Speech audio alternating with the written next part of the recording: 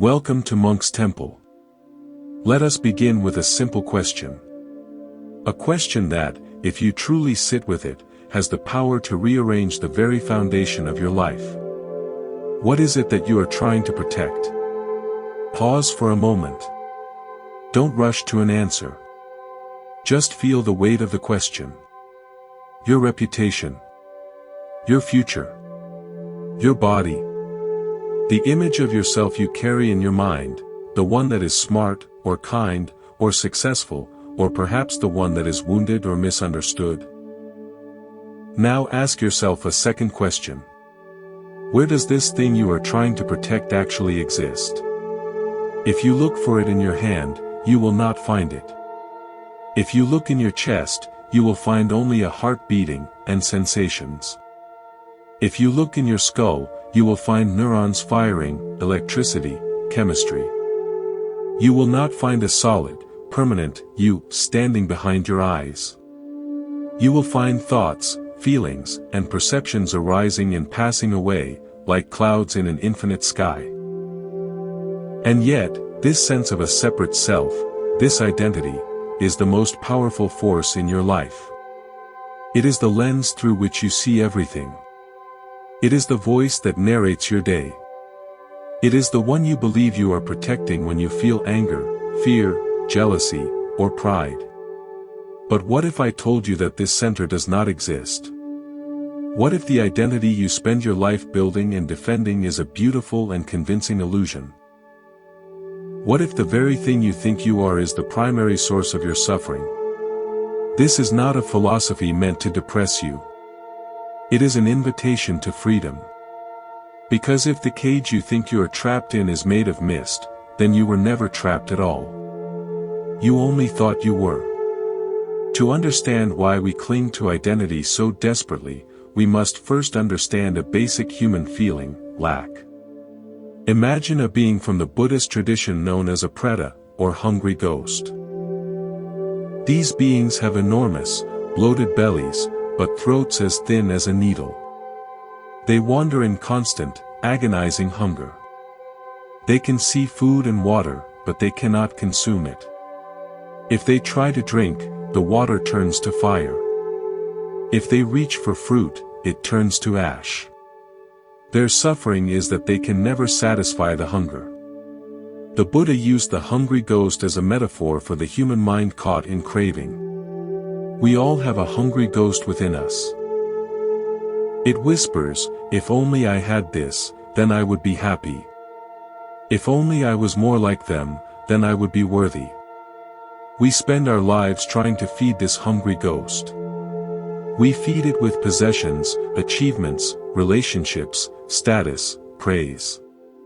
We believe that if we can just build the right identity, the successful one, the beautiful one, the enlightened one, then the hunger will stop. Then we will finally be whole. But here is the cruel trick. The identity you build is just another thing to be hungry about. Now you have to protect it. You have to worry about losing it. The identity becomes your most precious possession, and the source of constant anxiety. Let me tell you a story. There was once a master mask maker. He had a young apprentice consumed by inadequacy. He felt he was not talented enough, not respected. He felt a deep hunger to be seen as worthy. One day, the apprentice decided he would carve the perfect mask. A mask of a confident, enlightened, fulfilled person. He worked for months, pouring all his longing into the wood. When it was finished, it was a masterpiece. It was the face of peace itself. He put the mask on. People began to treat him differently. They saw the mask of the enlightened one, and they bowed. They asked for his wisdom. The more they praised him, the more the hunger subsided. He began to believe he was this calm, wise person. He stopped taking the mask off. He slept in it. He ate in it. The mask fused with his skin. Years passed. The master died. The apprentice inherited the workshop, but he was miserable. The mask had become a prison. He could not express anger, sadness, or fear. He was trapped by the identity he had built to free himself. One day, a traveler came. The traveler looked at him and said, "I have heard of a great master who lives here. May I see his face?" The man was confused. "I am the master," he said. The traveler smiled. "No," he said. "I mean the one who lives behind the mask. The one who was here before you put it on." The man went to a mirror. He saw the mask. With terrifying clarity, he realized he did not know who he was without it. In desperation, he reached up and pulled. With a final, agonizing tear, he ripped the mask away. He stood there, looking at the mask in his hands. It was just a piece of carved wood. He looked back in the mirror. He did not see the inadequate apprentice. He saw a face, open, vulnerable, and free. For the first time in decades, he felt the breeze on his skin. He took a breath not filtered through a mask. And he laughed, a real laugh, filled with the relief of a burden finally laid down. This story is our story. The masks we wear are not evil. They are tools.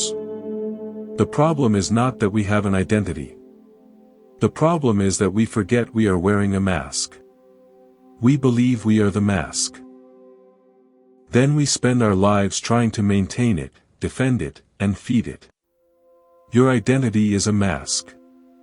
It is a collection of thoughts and conditioned patterns you have agreed to call to me. But you are not that. You are the one who sees the mask. You are the awareness in which the mask appears. So, if you are not your identity, what are you? The Buddha did not answer this question by giving you a new, better identity to cling to. He didn't say, "You are the universal self." Instead, he did something far more radical. He invited you to look at what you call yourself and see that it is not a single, solid thing, but a collection of 5 constantly changing processes. He called these the skandhas, or aggregates. Let us look at them together. The first aggregate is form. This is your physical body, and the physical world of sights, sounds, smells, tastes, and textures. Your body is not a static thing. It is a river of matter. Every 7 to 10 years, virtually every cell in your body has been replaced. The body you had as a child is gone. The body you had 10 years ago is gone. You are not the same physical entity you were a moment ago. You are breathing in, breathing out. You are eating, digesting, eliminating. It is a continuous process. And yet, we hold on to the idea of my body as if it were a fixed possession. The second aggregate is sensation, or feeling.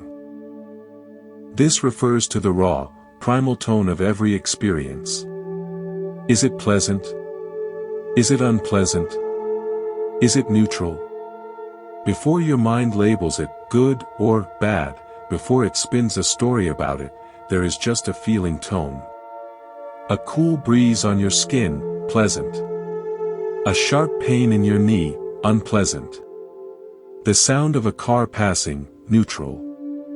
These feelings arise and pass away constantly, moment by moment. The third aggregate is perception. This is the act of recognition. You see a shape, and your mind says, tree. You hear a sound, and your mind says, voice. You feel a sensation in your chest, and your mind says, anxiety. Perception takes raw sensory data and labels it, categorizes it, fits it into a conceptual framework. It is the mind's way of creating a manageable map of reality. The fourth aggregate is mental formations. This is the big one. This is the category for everything else. All your thoughts, intentions, habits, emotions, desires, aversions, judgments, will. This is where the sense of self is most actively constructed. Every time you have a thought like, I am angry, or I want that, or I am a good person, that is a mental formation. It is a conditioned pattern of mind. The fifth aggregate is consciousness. This is the basic faculty of awareness. It is the knowing that underlies the other four. It is like the screen upon which the movie of form, sensation, perception, and mental formations is projected. Now, here is the teaching. What we call self is just a process. It is the five aggregates arising together, interacting, and passing away, in every single moment. There is no self that owns them. There is just the flow of experience. The Buddha used the analogy of a chariot. If you take a chariot apart, you have wheels, an axle, a chassis, a yoke. You can point to each part, but where is the chariot? Chariot is just a convenient designation for a collection of parts arranged in a certain way, functioning together. In the same way, self is just a convenient designation for the five aggregates functioning together. The problem is that we take this convenient designation and turn it into a solid, independent reality. We grasp at the aggregates and say, this is mine. This is I. This is myself. Imagine a river. You stand on its bank and say, this is the Ganges. But is it the same river you saw yesterday? The water that flowed past yesterday is now in the ocean. The water flowing now is new. The bed shifts. The banks erode. And yet, we give it a single name and treat it as an enduring entity. Now imagine a flame. You light a candle. You say, this flame. But look at it. Is it the same flame from one moment to the next? It is a continuous process of combustion. New molecules are drawn up, ignited, turned into heat and light, moment by moment.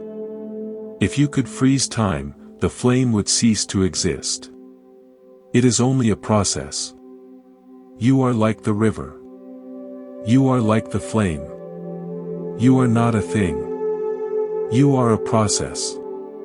The river is not troubled by the fact that it is not the same water it was a moment ago.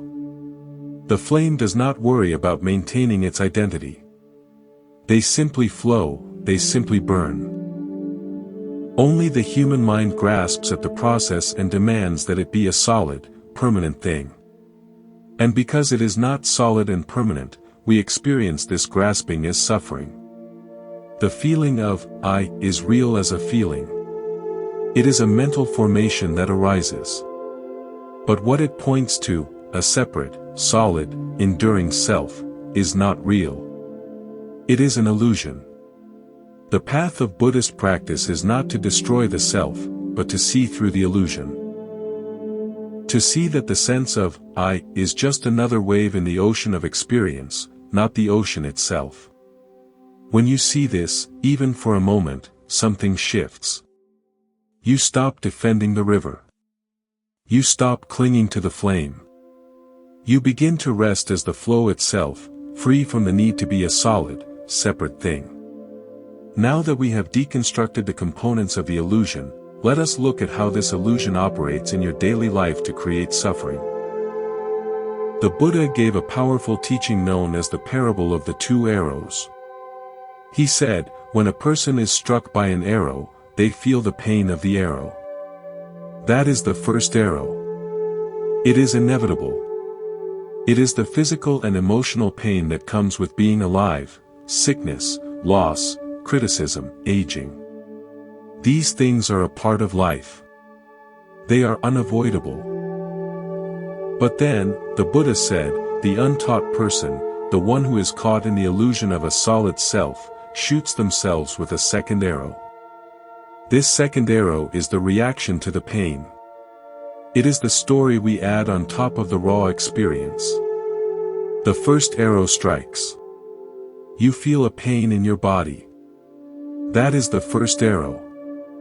The second arrow is the thought, this shouldn't be happening to me. Why is my body failing? I am too young for this. This is going to ruin my plans. The first arrow strikes. Someone says something critical to you. That is the first arrow.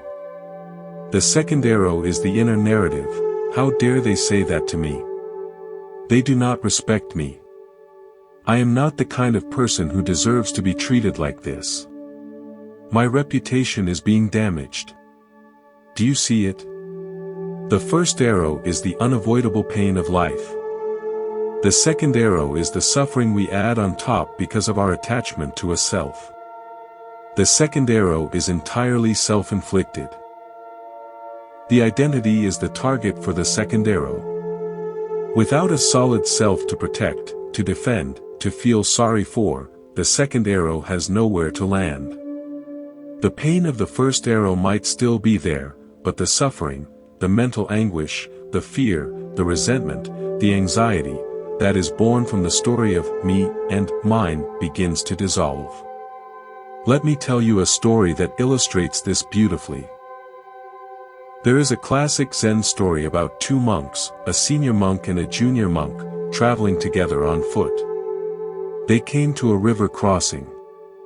The current was strong, and there was a young woman standing on the bank, clearly afraid to cross. She asked if they would help her. The junior monk, mindful of his vows not to touch women, looked away. But the senior monk, without a moment's hesitation, lifted the woman onto his shoulders and carried her across the river. He set her down on the other side, and the two monks continued on their journey. For hours, the junior monk was silent, but his mind was churning. He thought, how could he do that? We have taken vows.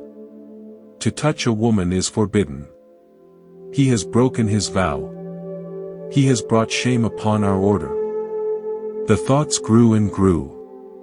He was consumed by judgment and resentment. Finally, as they were making camp for the night, he could contain himself no longer. He blurted out, "Master, how could you carry that woman? You know we are not supposed to touch women. You have violated our sacred vow." The senior monk looked at him calmly and said, "I set that woman down hours ago. Why are you still carrying her?" This story is a perfect illustration of the second arrow. The senior monk experienced the event, the first arrow of the situation. He helped the woman, and then he let it go. The junior monk, however, took the event, filtered it through his own identity, his identity as a good monk, his attachment to the rules, his sense of self that needed to be pure and righteous, and he shot himself with the second arrow over and over again for the entire day. He was not carrying the woman. He was carrying his own story about the woman, his own identity that felt threatened by the event. We do this constantly. We carry resentments from years ago. We carry anxieties about things that have not yet happened. We carry the weight of an identity that we think needs to be a certain way. And we are the only ones who put it there. We are the only ones who can set it down.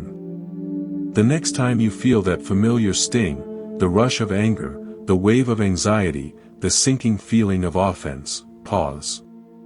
Ask yourself, is this the first arrow or the second?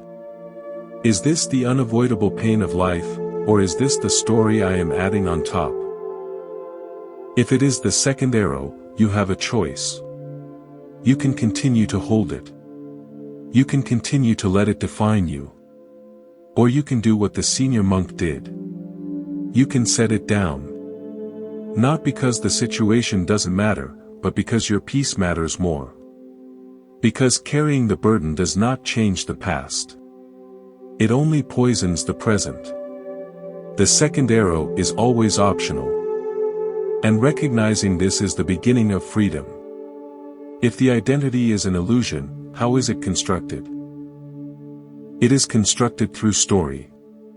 The human mind is a narrative engine. It takes the raw data of experience, the 5 aggregates, and weaves it into a coherent story. This story is your life. And the main character in this story is you. This story is incredibly useful. It allows you to function. You remember that you are the one who went to the store yesterday, so you know where the milk is. You have a sense of continuity that allows you to plan for the future. The problem is not that we have a story. The problem is that we believe the story is literal truth. We forget that it is a story. Let me tell you a story to illustrate this. There was once a king who was deeply troubled by his own mind. He would be overcome with fits of rage, then sink into deep melancholy. He was loved by his people, but he was a prisoner of his own moods. He summoned the greatest sages and healers from across the land, but none could help him. Finally, an old woman came to his court. She was not a sage or a healer. She was simply known as the washerwoman, because she spent her days washing clothes in the river. She asked to see the king. The king, desperate, granted her an audience. She entered the throne room and stood before him. She carried with her a simple white sheet. "Your Majesty," she said, "I believe I can help you, but you must do as I say." The king agreed. She took the white sheet and held it up. "What do you see?" she asked. "I see a white sheet," said the king. Then she took a small pot of ink and, with a flick of her wrist, splattered a single black blotch onto the center of the sheet. She held it up again. "What do you see now?" she asked. The king looked. "I see a blotch," he said. She smiled. "That is your affliction. Your entire life, you have been looking at the sheet and seeing only the blotch. You have been telling yourself a story about the blotch. How ugly it is. How it mars the perfection of the sheet. How you must get rid of it. You have spent your life in a war against the blotch." She took the sheet and held it up to the light, so that the blotch was there, but the vast, luminous white of the sheet was also clearly visible. "Look again," she said. "Do you see the sheet? Or do you see only the blotch?" The king looked. For the first time, he saw the white sheet, the vast expanse of it. The blotch was there, but it was a small part of a much larger whole. "Your Majesty," the woman said, "your thoughts, your moods, your fears, your desires, these are the blotches. They arise and they pass. But you are not the blotch. You are the sheet. You are the awareness in which these blotches appear. You have been so fixated on the blotch that you have forgotten the sheet. Your identity is just a story about a collection of blotches. But your true nature is the boundless white sheet that holds them all." The king sat in silence for a long time. And in that silence, a profound shift occurred. He saw that his rage was just a blotch. His melancholy was just a blotch. They were not his. They were simply phenomena arising in the field of his awareness. He was free not because the blotches disappeared, but because he stopped identifying with them. He stopped being the main character in the story of the blotches, and he became the silent, spacious witness. This is the essence of the path. It is not about getting rid of your thoughts or your emotions. It is about changing your relationship to them. It is about seeing that you are not the contents of your mind. You are the context in which they arise. Consider the stories you tell yourself. What is your story? Perhaps it is the story of the victim, bad things always happen to me. Perhaps it is the story of the achiever, I am only worthy when I am succeeding. Perhaps it is the story of the caretaker, everyone else's needs come before mine. Perhaps it is the story of the rebel, no one understands me. These stories are not lies in the conventional sense. They are based on real experiences. But they are not the whole truth. They are interpretations. They are lenses you have learned to see through. And because you have looked through them for so long, you have forgotten they are lenses. You believe you are looking at reality directly. What would happen if you stepped back from your story, just for a moment? What would happen if you simply observed it, without believing it, without fighting it, without trying to change it? What would you see? You would see that you are not the story. You are the one who is aware of the story. You are the sheet, not the blotch. You are the sky, not the clouds. You are the silence in which the voice of the storyteller arises. And in that seeing, the story loses its grip. It does not disappear. It becomes transparent. You can still use it. You can still function in the world. But you are no longer possessed by it. You are free to tell a new story. Or better yet, you are free to rest in the silence before any story begins. Where does this illusion of a solid self come from? The Buddha traced its origin in a teaching called pratyaya samutpada, or dependent origination. This is a map of how suffering arises, and it is one of the most profound insights in all of philosophy. It is a chain of 12 links, but we can simplify it for our purposes. It starts with ignorance. Ignorance, in the Buddhist sense, is not a lack of intelligence. It is a fundamental misunderstanding about the nature of reality. It is the ignorance of seeing things as permanent when they are impermanent, as satisfying when they are ultimately unsatisfying, and as a solid self when there is no self. From this ignorance arises sankharas, which are mental formations, or volitional activities. This is the impulse to act, to become, to create. It is the energy of, I want, I do not want, I will be this, I will not be that. From these mental formations arises consciousness.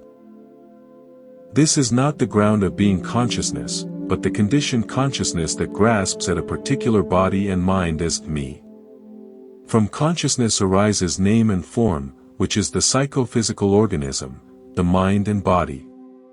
And from there, the rest of the chain unfolds, the 6 sense bases, contact, feeling, craving, clinging, becoming, birth, and finally, old age, death, and the whole mass of suffering. The key point is this: the sense of self does not exist at the beginning. It is a product of this chain. It is conditioned. It arises because of ignorance. It is not a fundamental, irreducible essence. It is a result. Think of it like this. Imagine you are in a dark room, and you see a coil of rope on the floor. In the dim light, you mistake it for a snake. Your heart pounds. Your palms sweat. You feel terror. You devise elaborate plans to escape the snake or to kill it. All of this energy, all of this suffering, is based on a single mistake. You misperceive the rope. That self is the snake. It is a terrifying, solid, independent entity that you believe you must protect, defend, and satisfy. But when you shine the light of awareness on it, when you look closely, with mindfulness, you see that it was never a snake. It was always just a rope. It was always just a collection of conditioned phenomena arising and passing away. The entire path of Buddhist practice, from mindfulness of breathing to the profound insights of the heart, is simply the process of lighting a lamp in the dark room. It is the process of seeing clearly. And in that seeing, the illusion of the snake collapses. Not because you destroyed it, but because you saw it for what it truly was. And in that moment, the fear, the grasping, the suffering that was based on that illusion, it too collapses. Let me offer another way to understand this. Imagine a wave in the ocean. The wave looks like a distinct thing. It has a shape. It has a form. It rises up, crests, and then falls. You can point to it and say, that wave. But is the wave separate from the ocean? Is it an independent entity? Of course not. The wave is nothing but ocean. It is ocean taking a temporary form.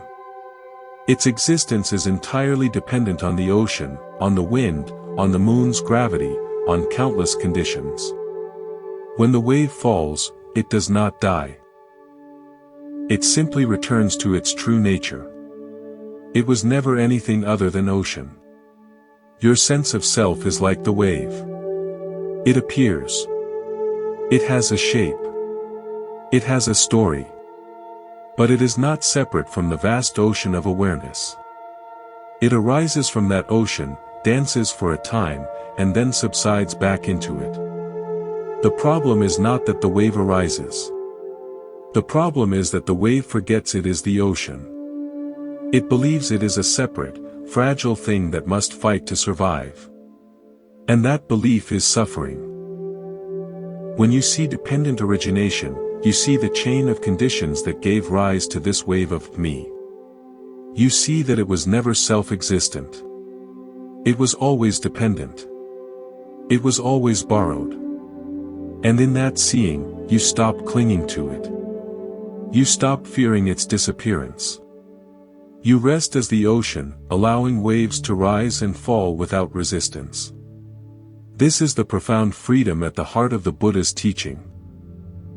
Not the annihilation of the wave, but the awakening of the wave to its true nature as ocean. Not the destruction of the self, but the liberation from the illusion that the self was ever separate in the first place. Ignorance is the root. And wisdom, clear seeing, is the uprooting.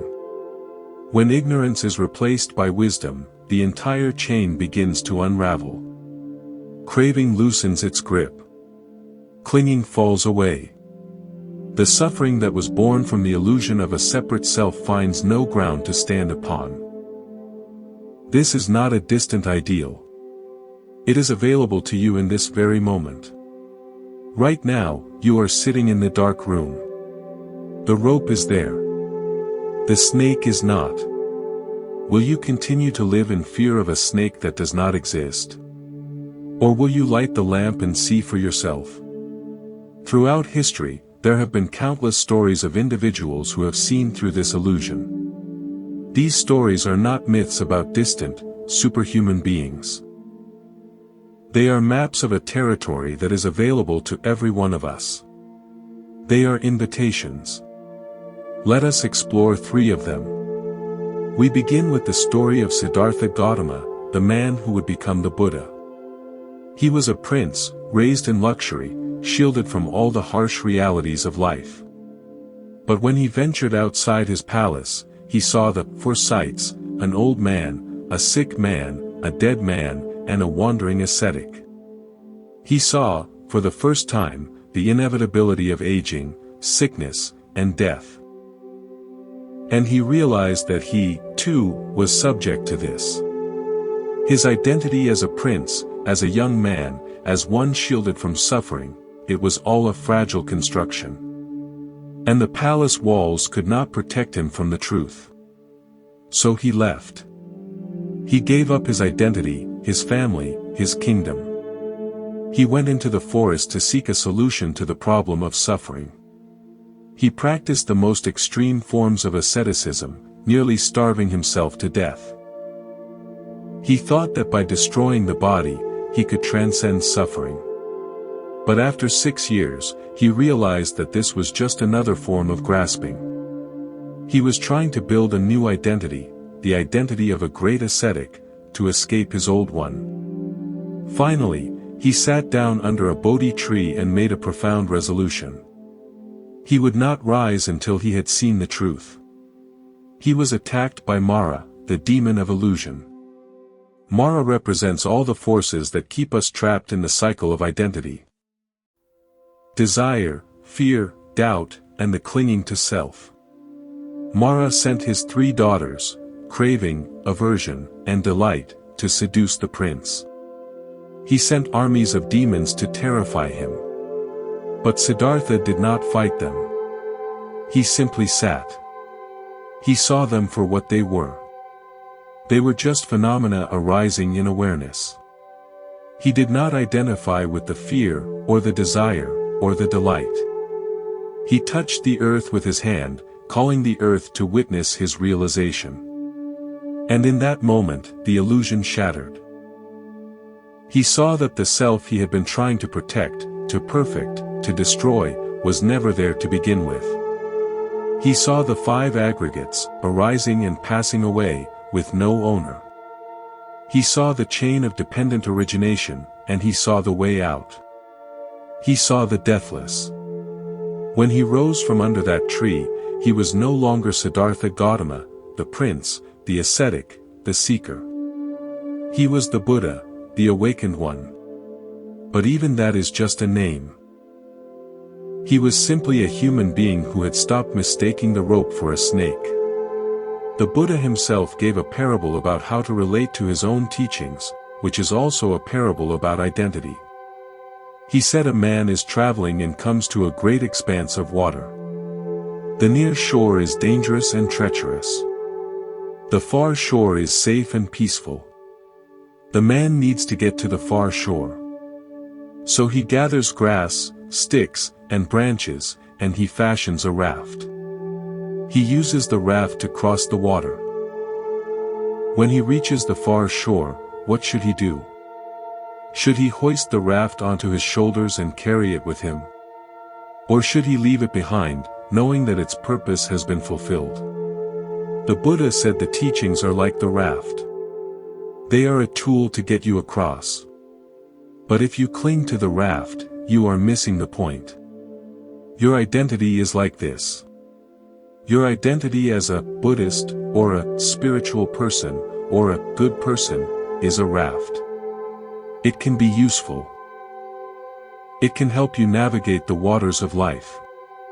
But if you cling to it, if you believe that you are the raft, you have not reached the far shore. You have simply traded one identity for another, more subtle one. There is a story from the Mahayana tradition about a group of travelers lost in a vast and dangerous wilderness. They were exhausted, terrified, and their leader, a wise guide, knew they would lose hope without a goal.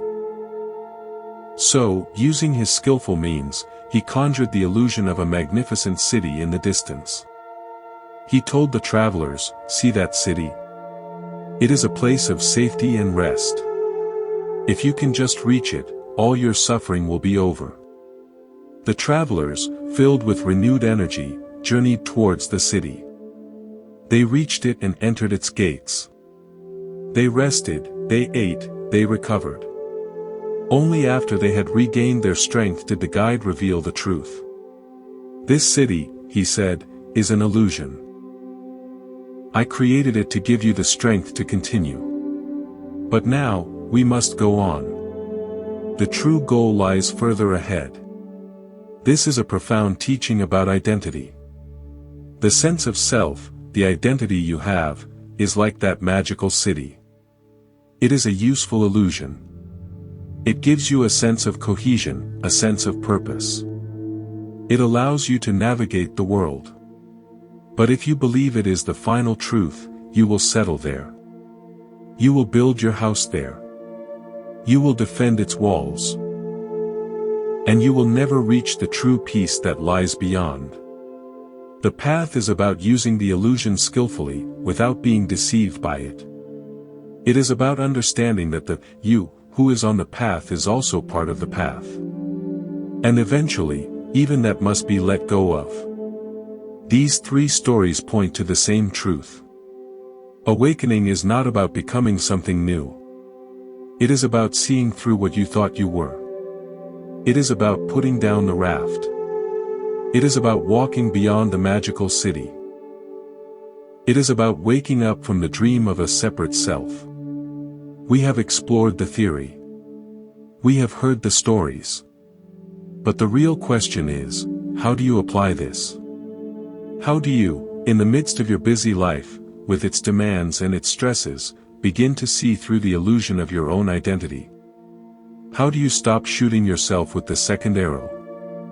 This is where the practice begins. And it is a practice of a lifetime. But it can be distilled into a few simple, yet profound, principles. These are not techniques to master. They are invitations to see more clearly. They are ways of relating to your own experience that gradually loosen the grip of the I. 1. The practice of noting, not me, not mine. One of the oldest and most direct practices in the Buddhist tradition is a simple contemplation. As you go about your day, and especially when you are sitting in meditation, you can begin to note the contents of your experience with a simple phrase, not me. Not mine. Not myself. You feel a pain in your back. Instead of immediately thinking, my back hurts. I am in pain. This is terrible, you simply pause and note, pain is present. This is not me. This is not mine. An anxious thought arises. Instead of getting swept away by the story of what you are anxious about, you note, anxiety is present. This is not me. This is not mine. A feeling of pride arises after receiving a compliment. Instead of feeding it, building it into a story about your worth, you note, pride is present. This is not me. This is not mine. A beautiful sunset appears. You feel a sense of peace and wonder. Instead of grasping at it, trying to possess it, you note, beauty is present. This is not me.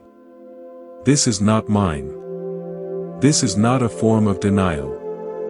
You are not pretending the pain, the anxiety, the pride, or the beauty is not there. You are not pushing anything away. You are simply changing your relationship to these experiences. You are unidentifying with them. You are seeing them as natural phenomena, like clouds in the sky, rather than as possessions of a self. When you do this consistently, a subtle but profound shift begins to happen. The grip of the I begins to loosen. You start to see that these things, your body, your feelings, your thoughts, even your most cherished qualities, are not the enemy, and they are not you. They are visitors. They arise, they linger for a time, and they pass away. And you are the space that allows them to come and go. You are the sky, not the clouds. 2. The practice of tracing the I thought. Another powerful practice is to become a detective of the I thought. Where does it come from? Where does it go? What is its nature? Sit quietly. Close your eyes, or let your gaze soften. Rest in awareness. Wait for the next thought that has the flavor of I in it. It might be, I am bored, or I am doing this well, or I do not like this, or simply the subtle sense of a self sitting here, meditating. When it arises, do not engage with its content. Do not follow the story it is telling. Instead, turn your attention to the thought itself. Ask yourself, where is this I? Can you find it? Can you locate a solid, independent self that is the source of this thought? Look closely. Look in your body. Is the I in your head? In your chest? In your hands? Look in your mind. Is the I hiding behind the thought, or is it the thought itself? What you will discover, if you look honestly, is that you cannot find it. The I is just another thought. It arises from nowhere, and when you look for it, it vanishes. It is like a bubble in water. It appears, holds its shape for a moment, and then pops, dissolving back into the vastness from which it came. The more you do this practice, the more you see that the I is not a continuous entity. It is a series of discrete thoughts, sensations, and perceptions that the mind strings together and calls a self. It is a convenient fiction, a useful shorthand, but it is not the solid, enduring thing it claims to be. Imagine a house. It is a peaceful, well-kept house. The owner is away. A thief breaks in. He begins to ransack the rooms, opening drawers, scattering belongings, claiming everything he sees as his own. He makes a great deal of noise and confusion. He acts as if he is the master of the house. But then, the owner returns. He walks through the door. The thief, startled, drops everything. He does not wait to be confronted. He flees immediately, because he knows he has no rightful place there. The house falls silent. It returns to its natural, empty, peaceful state. The I thought is like that thief. It is an intruder. It comes into the house of your awareness and begins claiming everything as mine, my body, my feelings, my thoughts, my problems, my achievements. It creates a great deal of noise and confusion. But when you shine the light of awareness on it, when you simply look at it directly, without fear, without judgment, it vanishes. It cannot stand to be seen for what it is. And the house of awareness returns to its natural state. Open, silent, and free. 3. The practice of not taking things personally. This is a practical application for daily life, a way of bringing the insight of no-self into your interactions with others. The identity is built on a foundation of taking things personally. It is the habit of making everything about me. Someone cuts you off in traffic. Your immediate, knee-jerk reaction is, they cut me off. They are disrespecting me. Someone criticizes your work. You feel a sting. They are attacking me. Someone does not return your call. You think, what did I do wrong? They must not value me. What if you stopped taking it personally? What if you saw that the person who cut you off was simply a being driven by their own habit energy, their own distractedness, their own suffering? Their action had nothing to do with you. It had to do with them. What if you saw that the criticism was just a collection of sounds, shaped by another person's perspective, conditioned by their own history, their own fears, their own projections? It was never really about you at all. When you stop taking things personally, you are no longer a target for the second arrow. You are no longer a magnet for suffering. You become like a great mountain. The winds of praise and blame, of gain and loss, of pleasure and pain, can blow against it, but the mountain is not moved. Why? Because it has no self to be flattered or insulted. It has no identity to defend. There is a story about a great Zen master who lived on the outskirts of a city. A young, arrogant samurai came to visit him one day. The samurai was known for his sharp tongue and his fierce pride. He entered the master's hut and, looking down on the old man, demanded, "Old man, teach me about heaven and hell." The master looked up at the samurai, a slight smile on his face. His eyes held a glint of something. Was it amusement? Disdain? He said, his voice dripping with contempt, "Teach you about heaven and hell? I would not waste my time on a rude, arrogant, and ignorant fool like you. You have no discipline. You have no patience. You are not worthy of my teaching." The samurai's face flushed red with rage. His identity as a fearsome warrior, a man of honor, a person who deserves respect, all of it was under attack. His hand flew to the hilt of his sword. He drew it halfway, ready to strike the old man down in a fury. In that moment, the master looked at him calmly and said, "That is hell." The samurai froze. The master's words pierced through his rage like a needle through a bubble. He saw, in a flash, his own anger, his own pride, his own attachment to his identity. He saw that he was a prisoner of his own mind. His hand fell from his sword. He bowed deeply, his eyes filled with tears of gratitude and shame. The master looked at him gently and said, "And that is heaven." In a single moment, the master deconstructed the samurai's identity. He used the samurai's own attachment to his self-image to trigger a reaction.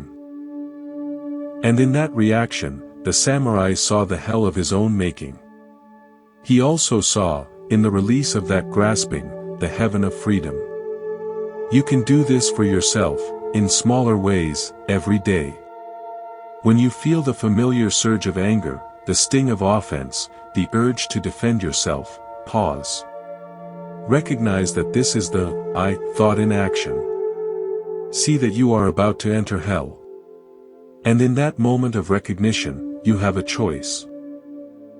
You can follow the old pattern, drawing your sword, defending the illusion. Or you can let it go. You can bow, not to another person, but to the truth. And in that letting go, you enter heaven. If we go through this process, if we truly begin to see through the illusion of the self, what is left? This is a question that often frightens people. They think, if I have no self, I will be a zombie. I will have no motivation. I will have no personality. I will be nothing. But the experience of those who have walked this path is the exact opposite. They describe it not as a loss, but as a liberation. They describe it as a weight being lifted. They describe it as coming home after a long, exhausting journey. It is not the end of the person. It is the end of the person's imprisonment. When the burden of the self is released, what arises is a natural, effortless freedom. You are no longer constantly managing an image. You are no longer worried about what others think. You are no longer in a battle against your own thoughts and feelings. You are no longer a project to be perfected. The endless to-do list of the self, be better, be stronger, be more liked, be more worthy, simply falls away. You are simply present.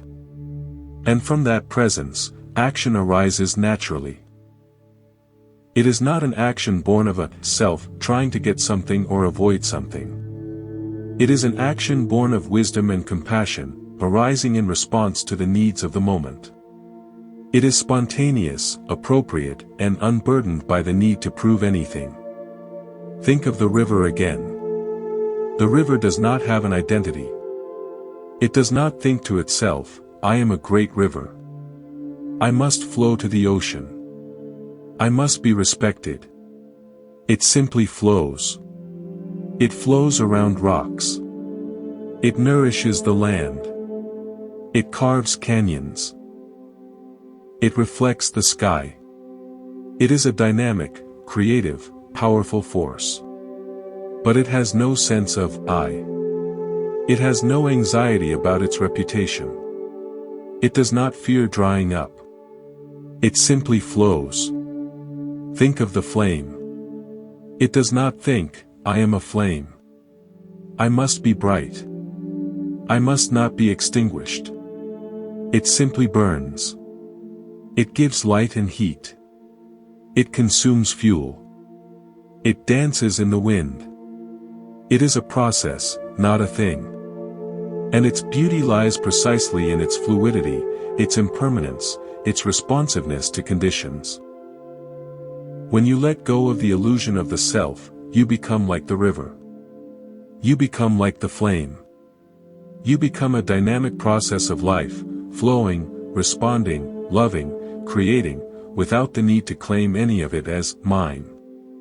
You are free to be fully human, with all the joy and sorrow that entails, without being crushed by it.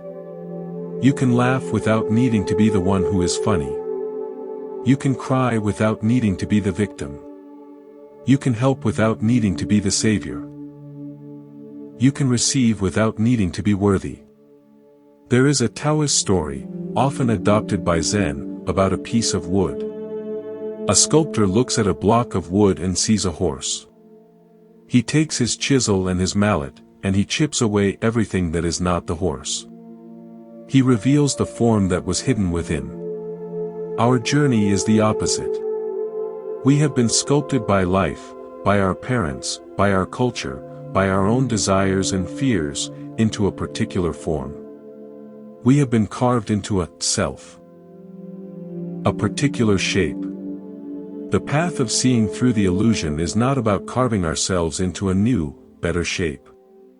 It is not about becoming a more impressive or more enlightened self. It is about letting go of the carving. It is about returning to the uncarved block. But the uncarved block is not a formless nothing.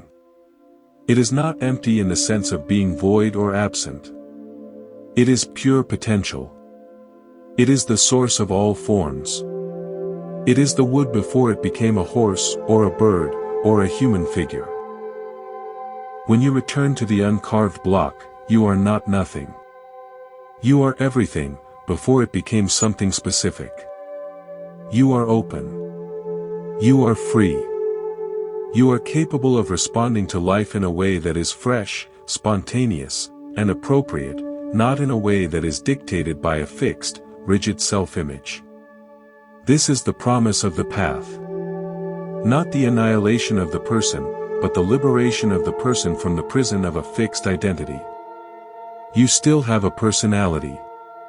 You still have preferences. You still have a history.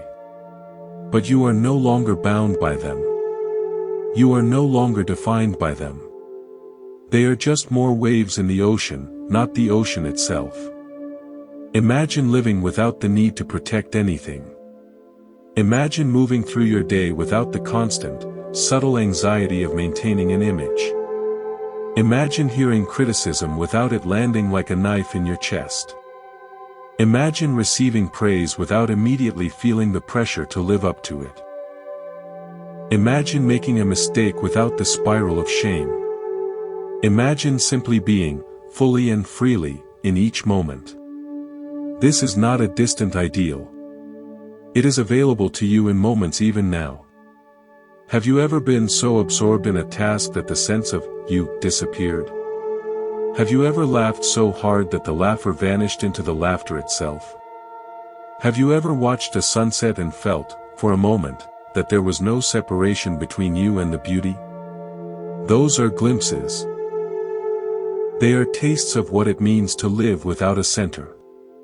The path is simply learning to rest in those glimpses. To recognize that they are not special states. They are your natural state, uncovered. The self is the interruption. Freedom is what remains when the interruption is seen through. You do not need to become anything. You only need to see what you have always been, the river, the flame, the uncarved block. The one who was never separate. The one who was never lost. The one who is already, right now, completely and utterly free. We have journeyed a long way together. We started with a simple question: what are you trying to protect? We explored the hungry ghost of craving, the masks we wear, and the 5 aggregates that make up the illusion of self. We examined the second arrow we shoot ourselves with and the stories we mistake for reality. We touched on the profound teaching of dependent origination and the practices that can help us see through the illusion. We heard stories of awakening and contemplated the freedom of living without a center. Now, we come to the end. But endings in this teaching are always beginnings. We end with a question that has been used for centuries as a meditation. It is a koan, a question that cannot be answered by the rational mind, a question designed to shatter the illusion of self. The question is, what was your original face, the face you had before your parents were born? Before your mother and father conceived you, before the first cell of your body was formed, before your mind began to accumulate its layers of conditioning, its stories, its identities, what was your face? What is the you that exists before all the masks? This is not a question for your intellect. It is a question for your heart. It is an invitation to let go of all the answers you have collected about who you are. It is an invitation to sit in the silence that remains when you stop clinging to the story. You are not your body. You are not your feelings. You are not your perceptions. You are not your thoughts. You are not even the consciousness that knows these things, if that consciousness is still grasped as mine. These are all visitors. They come and they go. They are the clouds drifting through the sky. They are the waves rising and falling on the ocean. So, what are you? The answer is not a thing. The answer is not a concept. The answer is not something you can hold in your hand or capture in words. The answer is an experience. It is the experience of being the open, silent, aware space in which all of this arises. It is the white sheet behind the ink blot. It is the riverbed beneath the flowing water. It is the sky in which the clouds of identity drift and dissolve. When you rest as that, the question of identity falls away. There is no one to protect. There is nothing to defend. There is no image to maintain. There is only this moment, free, open, and complete. The struggle ends. Not because you have achieved something, but because you have seen that there was never anyone who needed to achieve anything. This is the peace that the world is searching for. It is not found in getting a new identity. It is found in seeing through the one you have. It is found in the simple, radical act of letting go. So, as you go forward from this moment, from this temple, carry this with you. When you feel the grasp of the I tightening, when you feel anger rising, or fear, or pride, or shame, pause. Take a breath. And ask yourself, gently, what am I trying to protect? And then look. Do not look for an answer in words. Look in your own immediate experience. See if you can find the one who is supposedly in danger. You will not find a self. You will only find the search. And when you see that, the search ends. And what is left is what has always been there, patiently waiting for you to notice, the simple, luminous, boundless awareness that you are. Not a self to be protected. Not an identity to be defended. Just presence. Just this. Just here. Thank you for spending this time in the temple of your own heart. May you walk in peace. May you be free. May you see through the illusion and rest in the truth that was never lost, only forgotten. This is Monk's Temple. Until next time, be well.